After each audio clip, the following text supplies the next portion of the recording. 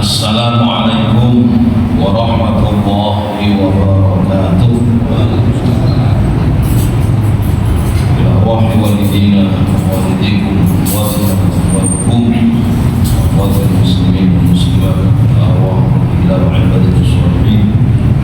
Innama kana musyarrifil ardi ila magharibiha fi bahriha wa yawmiha.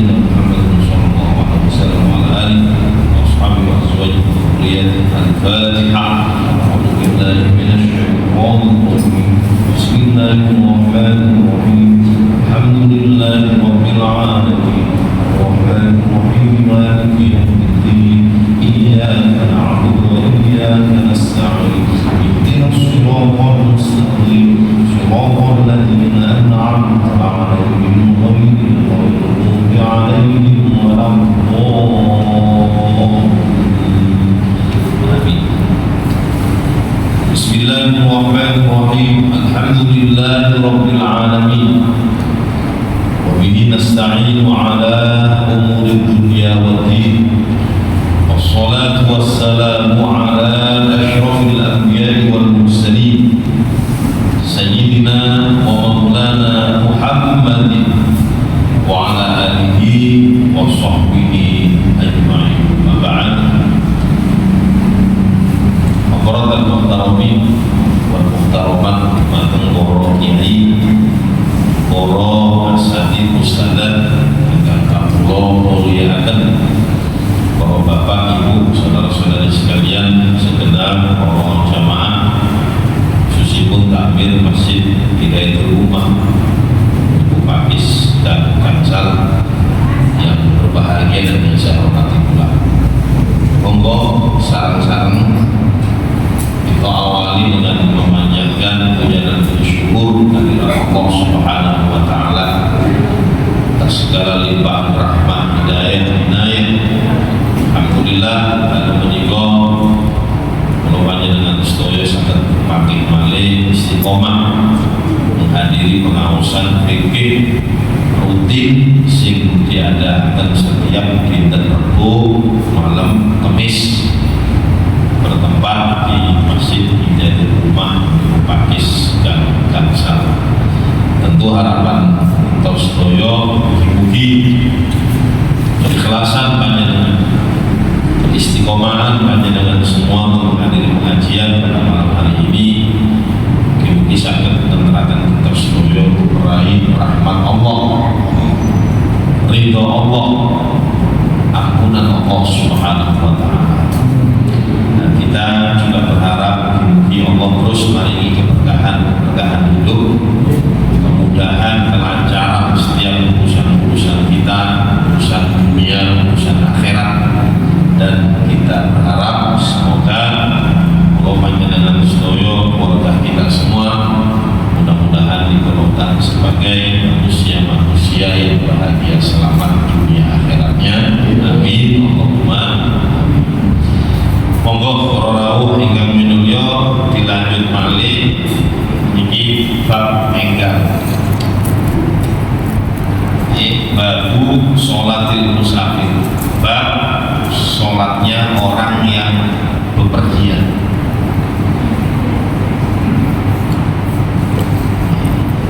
Qala Nabi sallallahu alaihi wasallam, Nabi bersabda, as-safar qit'atun minal adab, bahwa bepergian itu termasuk ya, bagian atau potongan daripada sisa.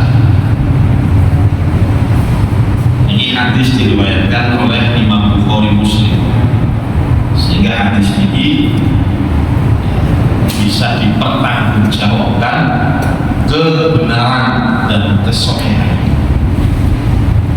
Jadi perjalanan itu para bapak ibu ya, itu adalah bagian daripada adab siksa. Maksudnya gimana? Inna safar, sesungguhnya perjalanan itu la yakhlu min masyaqqah hissiyah. Jadi yang pertama, perjalanan itu tidak akan sepi dari masyaqqah, dari kesulitan-kesulitan hissiyah yang nampak. Atuli tori, seperti panjangnya perjalanan. Panjangnya ketika bepergian, menurut saya ya, itu tidak akan terlepas dari yang namanya kesulitan-kesulitan. Dan dibandingkan kami panjenengan tentuyo semuanya serba wonten kita wonten. Nah, ini bepergian itu pasti ada masyarakkahnya, ada kesulitan-kesulitan. Ini sing nampak. Sing maknawi ya, sing wonten napa napa kamu faraqatil aqalib, seperti jauh dari kerabat wal ahbab dan orang-orang yang panjenengan cinta. Ini juga termasuk masyaqqah ya. Bulan ini saya mau katakan haji atau umroh, itu jauh dari keluarga, jauh dari kerabat, jauh dari orang-orang yang panjenengan cinta. Nah, itu termasuk bagian daripada adab siksa. Di samping perjalanan itu melelahkan. Nah, karena itu para bapak ibu, karena bepergian jauh itu adalah merupakan bagian daripada kepayahan, kesusahan, kesulitan, loh agama memberikan dispensasi. Nomor dispensasinya di atasnya ini adalah boleh mengqosor dan menjamak sok. Tadi pembahasan di ar-rukhs, rukhsah keringanan al-muta'alliqah yang berhubungan bisa beritawi dengan perjalanan jauh. Ya, jadi keringanan-keringanan yang berhubungan dengan perjalanan jauh itu nopo? Yang dikatakan jauh itu adalah minimal ya, 82 km. Baik, terus sudah panjang dengan nun saya lungo nasi Sidoarjo. Mereka Sidoarjo kita kilo, 40 kilo. Nah, itu berarti masih belum. Jadi di sini ya, paling ya, terus paling gede itu 82 km. Faktor atau lebih ya, jadi minimal 82. Jadi dikatakan as-safar al-qawil, perjalanan jauh itu adalah minimal 82 km. Kurang dari itu berarti dianggap bukan perjalanan jauh. Berarti bukan perjalanan jauh, boten mendapatkan dispensasi, tidak mendapatkan ar-rukhs atau keringanan-keringanan. Nah, jadi keringanan-keringanan yang berhubungan dengan perjalanan jauh itu apa? Yang pertama qasrus sholat, memendekkan sholat. Memendekkan sholat sehingga saling petang rakaat bisa menjadi dua rakaat. Betul apa?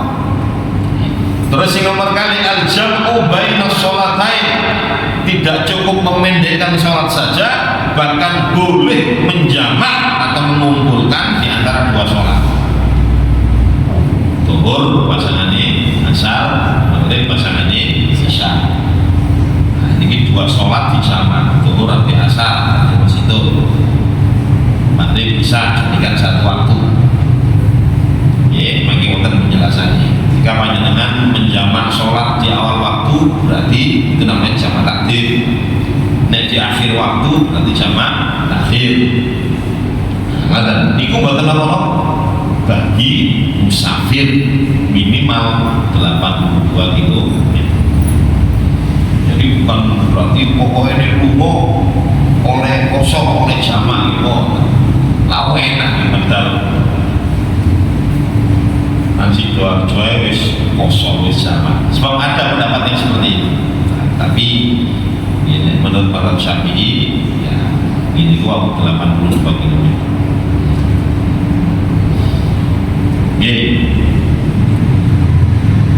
Nah sekali lagi niki sing ditingali adalah kilometernya, boten durasinya.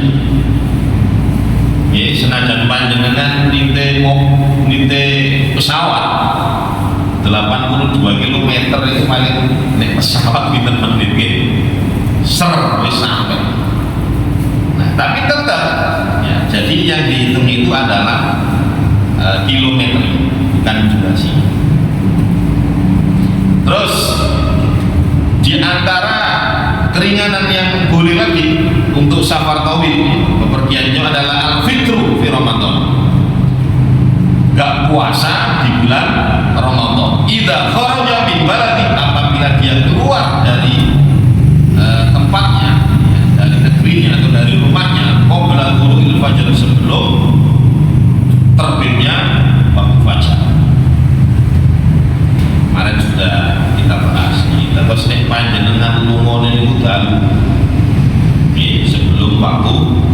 sebelum terbitnya waktu fajar, sebelum terbit waktu fajar berarti lantar. Nah, nek panjenengan napa medal ya dari rumah keluar kota itu di malam hari, itu justru besoknya diperbolehkan untuk tidak berpuasa karena musafir itu. Berbeda dengan ketika panjenengan berangkatnya sesudah terbitnya fajar, berarti wis sahur. Nah, justru nek panjenengan katakan berangkat jam 7 pagi, jam 8 pagi, jam 9 nah, perjalanan jauh itu tidak diperbolehkan untuk berbuka kecuali nek panjenengan darurat ning kuwi sebut kiat nek napa-napa. Itu nek teng kitab ini. Kalau di dalam kitab-kitab fikih yang lain ada juga yang memperbolehkan. Artinya walaupun medal safar tawilnya itu katakan sesudah terbitnya fajar, itu tetap diberi keringanan rukhsah untuk tidak berpuasa pada Ramadan. Monggo panjenengan pilih sing namanya pendapat. Terus yang keempat adalah masbul khufain adalah tata ayam bilayalihin, mengusap dua sepatu sepatu boot ya, sampai tata ayam 3 hari bilayalihin dengan malamnya, 3 hari 3 malam. Artinya ngeten para orang prakteknya ngeten, ketika panjenengan luar kota di atas 82 km, maka panjenengan diperbolehkan ketika wudhu, ketika wudhu tidak melepas sepatu boot, bukan sepatu sing kok sepak bola ini loh. Jadi sepatu boot itu sepatu yang bisa menutupi mata kaki dan tidak tembus air. Biasanya kalau dulu zaman Nabi, zaman para sahabat itu dipakai perjalanan jauh, kuat sepatu itu. Nah, ngeten Pak. Sehingga para sahabat itu ketika menggunakan sepatu itu ya wis pas sholat tidak dilepas. Wudhunya cukup jadi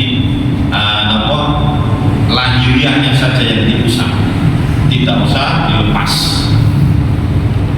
Nah, niku nek perjalanan jauh buat nopo-nopo ya, asalkan ketika sebelum menggunakan sepatu itu dia wudunya sempurna dulu.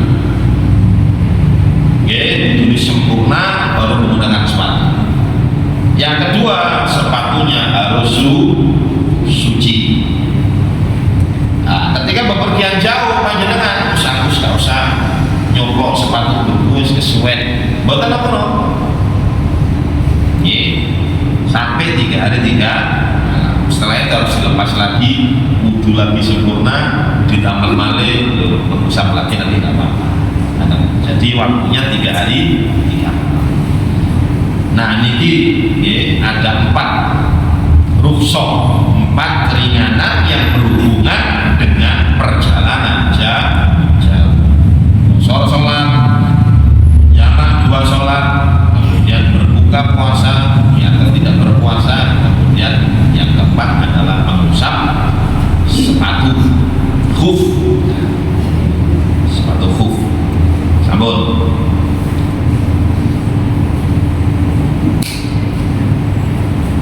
Ada pertanyaan? Kita nonton. Lanjut balik. Ar-rukhas al-mushtarikah baina safarin tawil wal qasir. Kalau tadi para rawuh keringanan-keringanan yang berhubungan dengan perjalanan jauh. Nah ini keringanan-keringanan yang diberlakukan atau yang berhubungan juga boleh saat bepergian jauh wal qasir ataupun bepergian tidak jauh. Berarti kalau tidak jauh itu di bawah 82 km. Nopo sing pertama aklul maitah lil muqor, memakan bangkai lil muqor bagi yang terpaksa. Tapi panjenengan musafir bepergian lah. Ya tentu sing dimaksud temen iki di boten kados sesama seperti sekarang. Yang dimaksud di sini istilahnya kados Mekah, Madinah ya. Gurun pasir. Jadi ketika perjalanan wis gak mau panganan, sudah cari kemana, tidak ada, ya walaupun perjalanan tidak tauin, tidak jauh, nah itu boleh makan bangkai bagi yang mutor, bagi yang terpaksa. Kalau tidak terpaksa, terpaksa.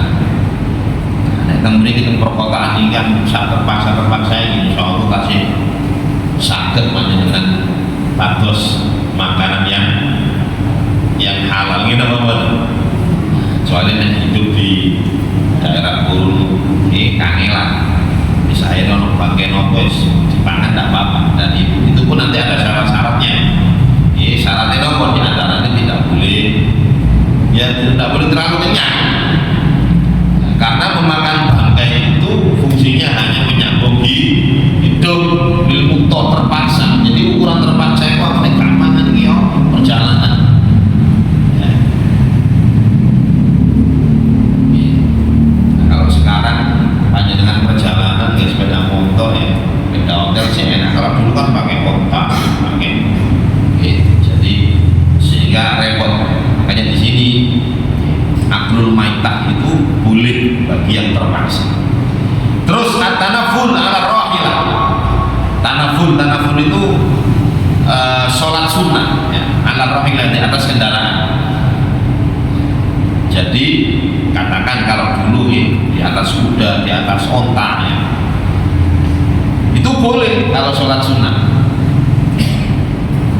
Tapi nek sholat wajib harus turun. Nek sholat sunnah mboten napa-napa. Walaupun panjenengan itu perginya ndak jauh, nang Sidoarjo terus sholat sunnah dengan berkendaraan ya, monggo. Sepeda motoran ambil sholat sunnah gitu. Terus nomor sekawan, tarkul Jumat, meninggalkan sholat Jumat itu, mriki lho ya, di dalam kitab ini itu termasuk rukhsah, termasuk keringanan. Atasipun para ketika panjenengan ya, pergi walaupun tidak sampai 82 km itu ada keringanan pas dino Jumat lho nggih. Niku boten Jumatan boten apa-apa. Cuman sekali lagi ini sing dimaksud adalah memang ketika itu jarang wonten masjid. Ada saat ini menurut saya panjenengan hampir setiap kampung minimal ono mushola nggih wonten masjid. Sehingga kita cari masjid itu gak angel, gitu apa? Lho nggih. Ayo panjenengan tinggal. Panjenengan apa datang muni. Kalau gitu mesti kemuatan. Nah, sehingga wis kados ngeten iki. Nah, panjenengan laopo istilahnya sampai nilai salat Jumat. Sementing Jumatan. Jadi yang dimaksud di sini ini contoh ngapunten nggih. Seperti di daerah Kintamani. Nah, di daerah Bali Kintamani. Kalau saya trios ngeten, kenapa? Karena saya punya Mbak Yu yang hidup di situ, hanya ada satu masjid tok di Kintamani dan itu izin untuk mendirikan masjid wajib. Lebih-lebih kasus Amrosi dan kawan-kawan yang ngomong Bali nih. Jadi itu izin mendirikan masjid repot. Nek wonten sedang tok masjid ini. Nah, bagi orang-orang muslim yang waduh-waduh nih, kita mana lumayan Pak, cukup luas. Nah, terus nek Jumatan ya nopo ya, ketika dia keluar kota waduh, ya sekali enak boleh masjid. Nah, kalau seperti itu diperbolehkan untuk tidak Jumatan.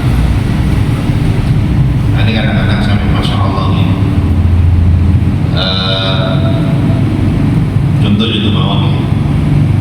Masih para kulon itu nih medal. Keluar dari Kintamani itu hampir 2 jam. Terus baru ke Denpasar atau Singaraja. Dan Kintamani sekali lagi tidak ada masjid. Sehingga ketika pulangnya itu katakan wis mantun temudi ngelenjar temudi nek wangsul itu katakan jam 3 atau jam 4 waktu sana itu maghribnya mesti rada telat karena bisa nyampe rumah ya atau nyampe masjid itu butuh waktu sekitar 2 jam baru bisa nyampe. Makanya kadang-kadang gini, badhe wangsul iku sinten emang wis sinten mari-mari wae. Nek sore jam 3:30 wangsul lah itu ada sedih wae. Jadi ketika jauh sekali ya sudah apa-apa. Tidak Jumatan boten napa-napa. Itu termasuk rukhsah, termasuk keringanan. Terus di antara rukhsahnya lagi keringanannya lagi adalah as-safar bil wadi'ah li udrin. Jadi bepergian dengan bil wadi'ah. Wadi'ah niku napa nggih membawa barang titipan. Jadi panjenengan dititipi nggih kali tiang barang. Terus panjenengan mau bepergian. Iki nek tak tinggal nang kene barang iki iso rusak. Terus panjenengan bawa sekali. Lah niku boten napa-napa. Tidak berdosa. Rusak. Terus yang ketujuh as-safar bil 'ariyah.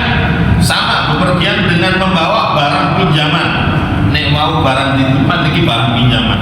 Panjenengan nyambut nggih. Terus panjenengan pas keluar kota panjenengan damel. Nggih, panjenengan bawa barang pinjaman itu dibawa sekalian. Nah niku boten napa-napa. Nggih. Sambut.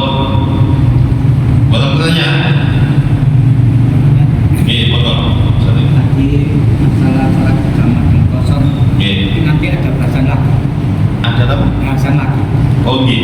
Tata caranya. Nggih. lengkap insyaallah. Niki kan tasih.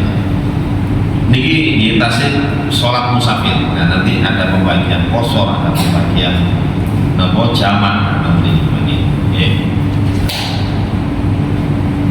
Kalau terusakan balik ya. Ahkam safar. Saat ini hukum-hukum bepergian. Khamsatun ada 5. Yang pertama wajib. Hukum bepergian itu bisa wajib. Ya. Seperti apa? Kasafari isqati fardil haji wal umrah. Seperti bepergian untuk menggugurkan kewajiban haji. Ya. Jadi ketika panjang berhaji, Pak, haji pertama gini. Haji dan umroh yang pertama. Haji dan umroh yang pertama. Itu perjalanannya wajib. Jadi hukumnya wajib. Bagi yang mampu.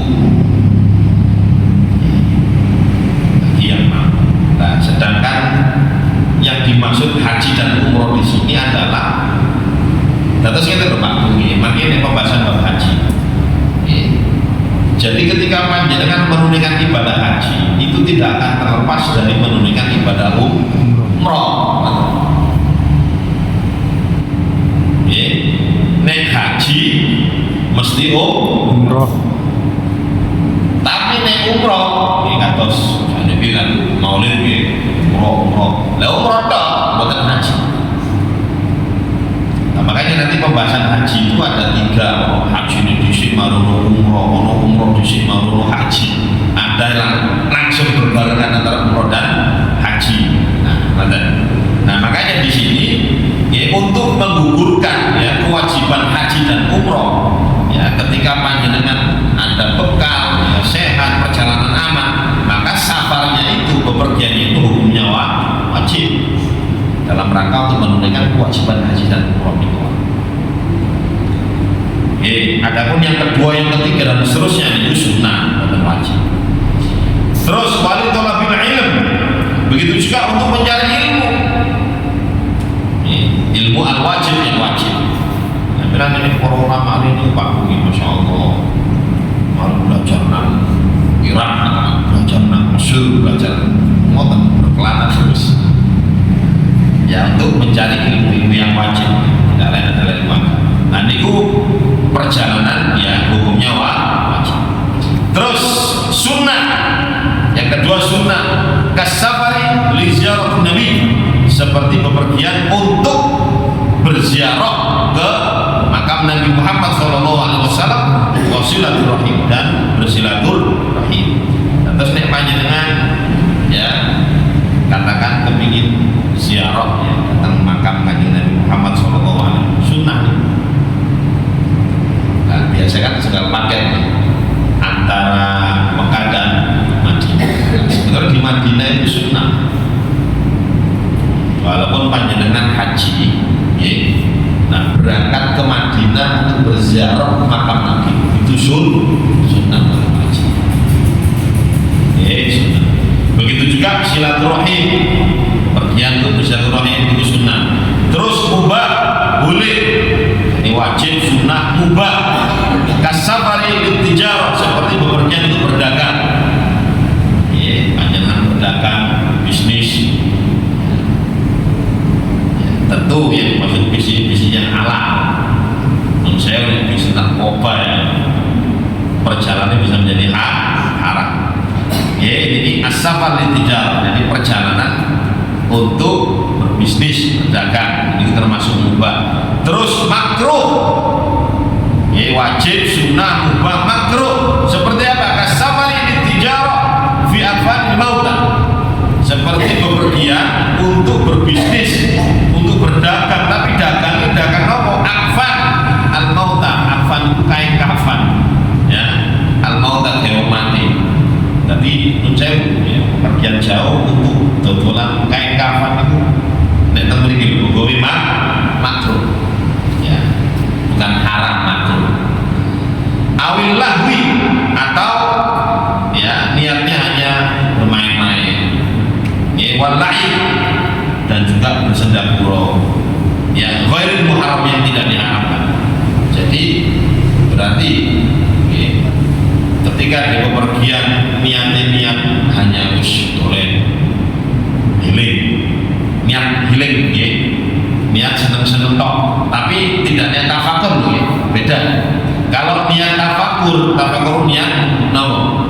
Tadabbur alam, niat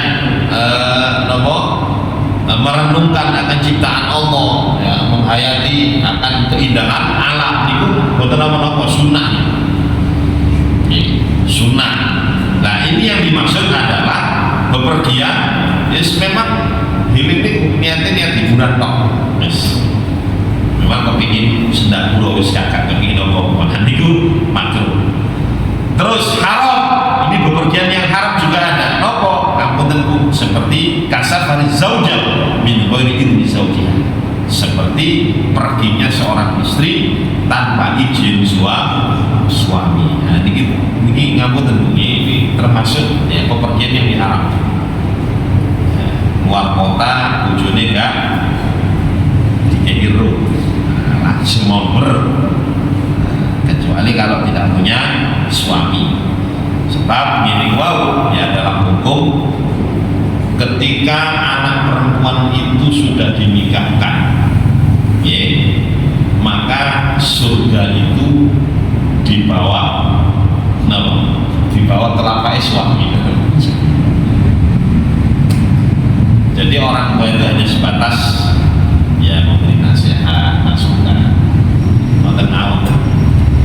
Jadi ketika dinikahkan itu ya, bukan berarti terus nolongi. Makanya jadi ucapan angka buka wazawaj buka itu tidak hanya sebatas bapaknya itu tidak hanya sebatas memberikan anak perempuan ini kepada suami, tapi tanggung jawab dari bapak ini tadi sudah dipasrahkan semua kepada suami. Makanya bapaknya tadi ya sudah tidak berkewajiban memberi nafkah suaminya. Nah, kalau ada ngapunten Pak Bu, kalau ada kontrak antara suami dengan bapaknya, maka bagi istri tadi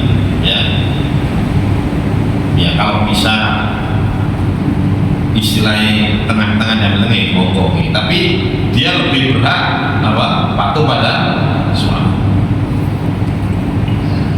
Nah, gini gua sampai hati sing ngeten. Idza shallatil mar'a khamsaha wa hasanat farjaha wa ata'at ba'laha dakhalatil jannah min ayyi abwabil syarr. Seorang istri itu apabila dia mampu menunaikan sholat 5 waktu dengan baik dan benar, berarti hamdu minallah. Maten niku idza sholatil khamsah wa ata'at ba'laha, bahas sholat farja, dan dia mampu menjaga harga dirinya. Terus wa ta'at ba'lani, dan taat akan perintah suami. Nah, perempuan yang seperti ini dakhalatil jannah, dia akan masuk surga min ayyi abwabil syarr, terserah lewat pintu mana saja. Nah, jadi Nabi itu ya, jadi seorang istri itu tidak hanya sholat 5 waktu, poso Ramadan, menjaga diri saja, tapi juga ada waqat taat pada sholat. Bahkan sampai ngapunten dulu di dalam hadis yang lain Nabi sampai pernah menyatakan begini, lau kuntu amir, andaikan aku diperintahkan oleh Allah agar seseorang itu sujud, ya, niscaya aku akan memerintahkan seorang istri sujud kepada suaminya. Ini hadis. Nah, makanya di sini ya, jadi seorang istri ketika akan pergi ya, maka hendaknya diizinkan. Suaminya mengizinkan pokok, betul apa? Ya, tidak apa. Nyambut gawe izin, betul apa? Ya, jadi semuanya adalah tergantung dari suami. Ya, itu. Nah, namun kalau sudah haram, loh, ini apa-apa, kecelakaan katakan, sampai meninggal dunia, loh, ini lah, lo ngapain lo ini? Jadi mati dalam keharaman, Ya walaupun dalam bepergian itu niatnya bagus, tapi kalau tanpa izin suami, berarti aku enak suami boten. Nanti yang diminta bertanggung jawab oleh Allah Subhanahu Wa Taala itu tidak lain adalah suami. Ini sing angin. Contoh istri enak, enak ini. Sing tanggung jawab itu justru suami. Nah betul lagi. Ketika seorang suami melihat istri nggak sholat, itu dosane loro. Nek dhek menengan. Kenapa? Karena tidak ada amar ma'ruf nahi munkar. Makanya suami itu tidak cukup jadi orang soleh, tapi harus jadi orang muslim. Soleh itu berarti kebaikan itu dirinya. Nek muslim, kebaikannya ditularkan kepada orang lain, minimal 7 anak. Nah, itu beratnya suami. Kata, ini lah kapan ini? Ya, pun mau ya. Nah, jadi itu hukum bepergian ada 5: wajib, sunnah, mubah, makruh dan haram. Pun, seandainya qasrul sholat, mengkosor sholat, dalilnya apa?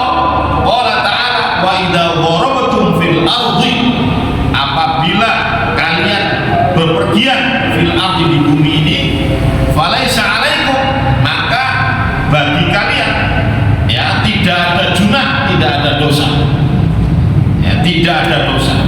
Antak suruh minas sholat, apabila mengkosor sholat.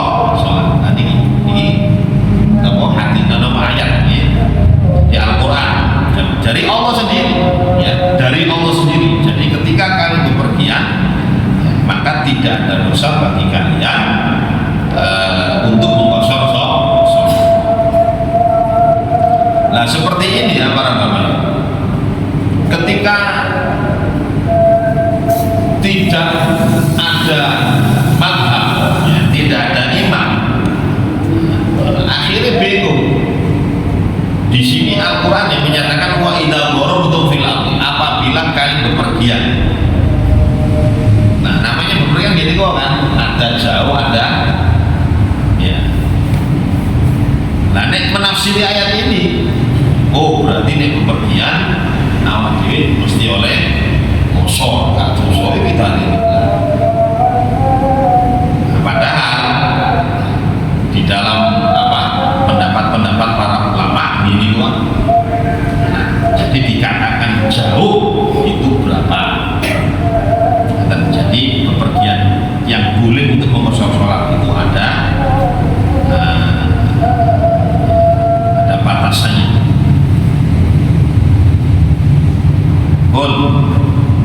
Nah saat ini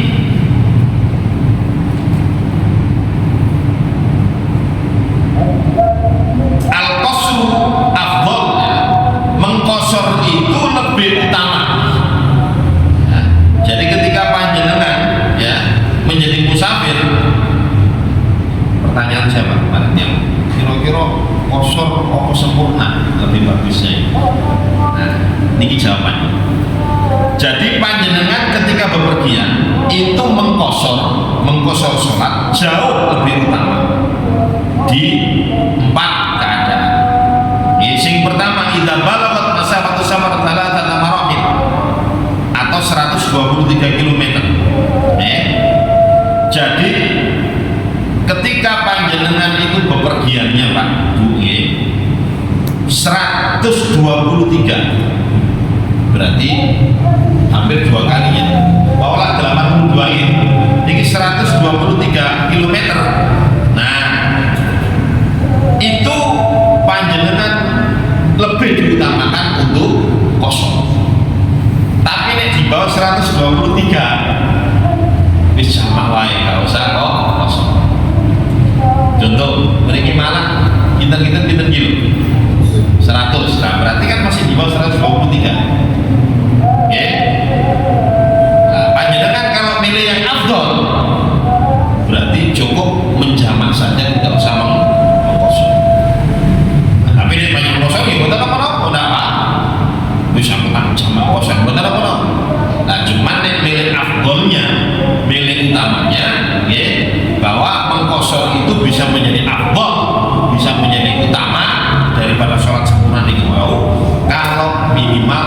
123 km. Nah, ini Pak. Mriki Malang kan lebih tol nih, wis sajam jam setengah lah wis nyampe iki. Cara rusun jamak wae wis cukup. Nah, nek nggih mboten napa-napa nggih, nek kosong mboten napa-napa. Terus idza wajada fi nafsi karahiyatul qasr, apabila ya di dalam dirinya itu dia malah gak seneng kosong. Karohiyah itu memakruhkan, artinya gak seneng kosong, aku gak seneng kosong. Justru kalau dia gak seneng kosong, itu malah dianjurkan atau lebih utama mengkosong. Kita kan panjenengan ya apa Pak? Ya, jadi musafir seneng di dalam hati kita, seneng kosong atau seneng nyebur no? Biasa seneng kosong gitu. Nah, ini bukan seneng kosong, malah ya, lebih utama kosong. Terus idza syakka fi dalil jawazil qasr, apabila dia ragu ya dalil diperbolehkannya kosong.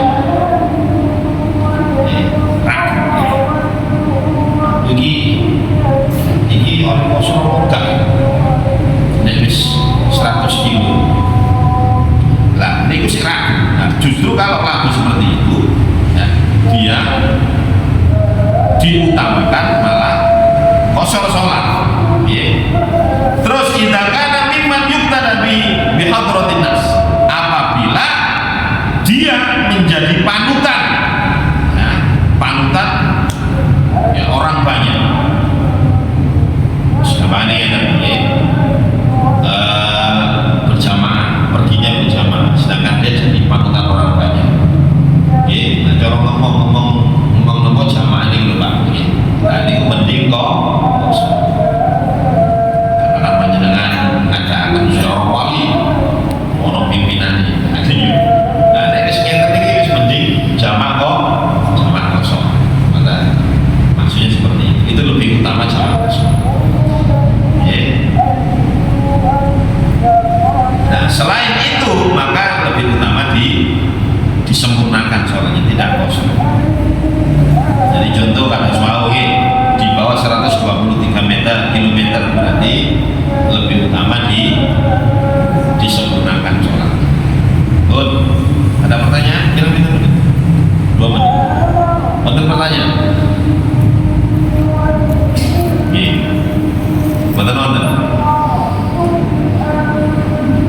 Monggo, kalau tenggo soal ini pembahasan syarat-syarat kosong ada 11 betul-betul. Kalau lanjutkan syarat-syarat kosong ini betul 11. Oke, monggo. Kesupen kosor ya. Kesupen Kosor. Iya. Kesupen kosor itu ya. Terbentuk terus bentuknya pas giling dan tidak rasa Maksudnya piye? Ya apa maksudnya? Ya apa maksudnya apa? kan ada sholat ya terus kemudian kamu jamaah Ini kosor itu maksudnya Pak. Kosor itu memendekkan. Sing panjenengan sholat yang asalnya 4 rakaat bisa menjadi 2 rakaat. Ini Pak kosor. Nah, sing panjenengan kan rakaat apa? kesupen sholat Lain ini. kesupen sholat Iya, kesupen Lupa sholat. sholat.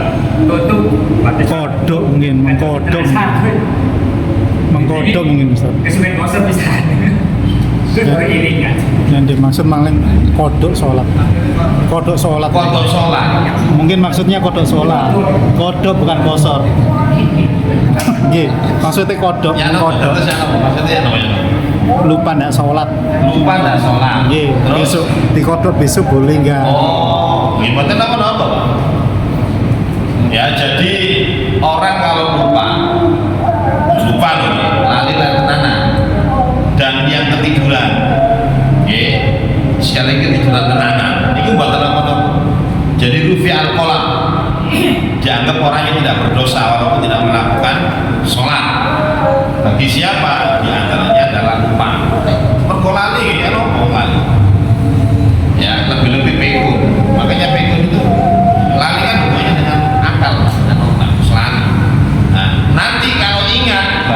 di kodok. Keturun saking pegele padahal dia tidurnya itu ya gak pas mepet-mepet waktu. Nggih, kata sekali Nabi lah pernah kesiangan subuhnya nggih. Nah niku rufi'al qalam diangkat, Anda tidak berdosa. Nggih, tidak berdosa. Tapi sebagai gantinya di kodok itu berarti dia sholat sudah di luar waktu yang telah ditentukan. Bayar, nyaur lah.